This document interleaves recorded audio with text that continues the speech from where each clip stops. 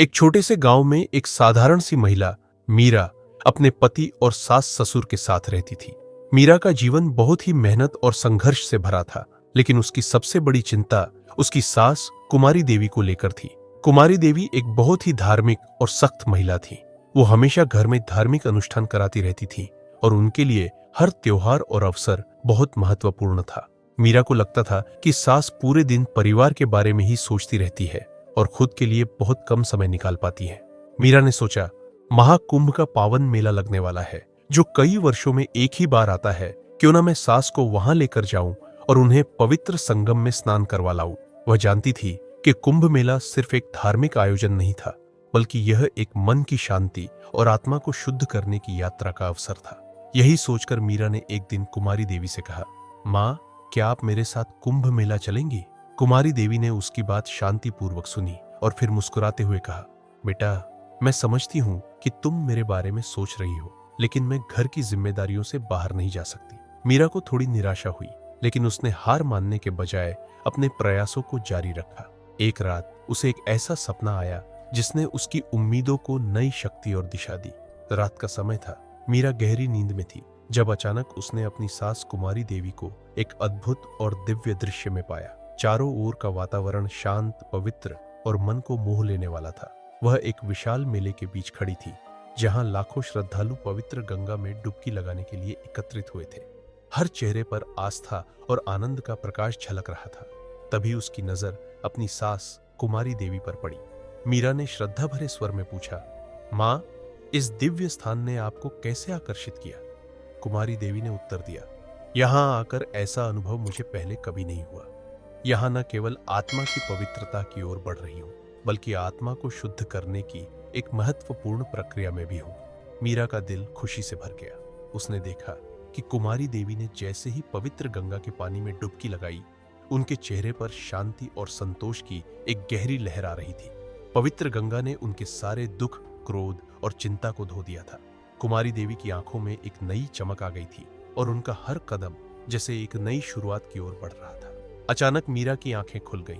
वह सोचने लगी, क्या यह सपना कोई संकेत था? मीरा ने मन ही मन ठान लिया कि वह अपनी सास को कुंभ मेला जाने के लिए मना ही लेगी। यह सपना उसे किसी आंतरिक प्रेरणा जैसा महसूस हुआ, जैसे कुछ अनकहा संदेश उसे दिया गया हो। अगले दिन मीरा ने कुमारी देवी से कहा, माँ, मैंने एक सपना देखा जिसमें आप कुंभ मेला में स्नान कर रही थी और आपकी आंखों में शांति थी। मुझे लगता है कि अब वह समय आ गया है जब आपको अपना मन शुद्ध करने के लिए कुंभ मेला जाना चाहिए। यह आपके लिए बहुत महत्वपूर्ण होगा। कुमारी देवी, जो हमेशा बहुत ही सख्त और धार्मिक विचारों वाली थी, इस बार चुप रही। उन्होंने मीरा की बातों को ध्यान से सुना और कुछ देर सोचने के बाद कहा, अगर यह सपना सच में मुझे कोई संदेश दे रहा है, तो मुझे इसे गंभीरता से लेना चाहिए। कुछ ही समय बाद कुमारी देवी और मीरा ने अपनी यात्रा की योजना बनाई। वे कुंभ मेला के लिए प्रस्थान करने को तैयार हो गई। कुमारी देवी के दिल में एक नई उम्मीद और आत्मविश्वास था। जैसे ही वे महाकुंभ मेला पहुंचे, कुमारी देवी को महसूस हुआ कि वह किसी अन्य दुनिया में आ गई है। महाकुंभ मेला के स्नान के समय जैसे ही कुमारी देवी ने पवित्र गंगा में डुबकी लगाई, उनका मन शांति से भर गया। उन्होंने महसूस किया कि वह अब बहुत हल्की हो गई थी, जैसे उनके भीतर के सारे दुख और आत्मा के बोझ बहकर निकल गए हों और उनके भीतर एक नई ऊर्जा का संचार हो रहा है।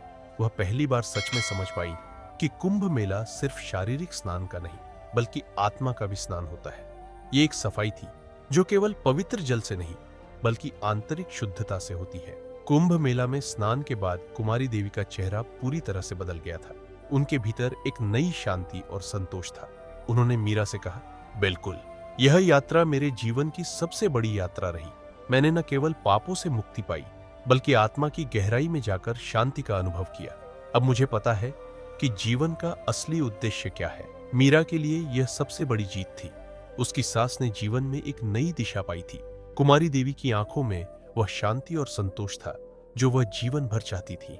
यह यात्रा न केवल कुमारी देवी के लिए, बल्कि मीरा के लिए भी जीवन बदलने वाली साबित हुई। कुंभ मेले की यह कथा हमें सिखाती है कि जीवन में सपने कभी-कभी एक नई दिशा और गहरी प्रेरणा का स्रोत बन सकते हैं। अगर आपने कुंभ मेला में स्नान किया है, तो अपने अनुभव और विचार हमसे साझा करें। हम आपकी कहानी को सुनने के लिए उत्सुक हैं। अगर आपको यह कहानी प्रेरणादायक लगी तो कृपया हमारे चैनल को सब्सक्राइब करें और ऐसी और भी भक्तिभाव से भरी कहानियों के लिए हमारे साथ जुड़े रहें।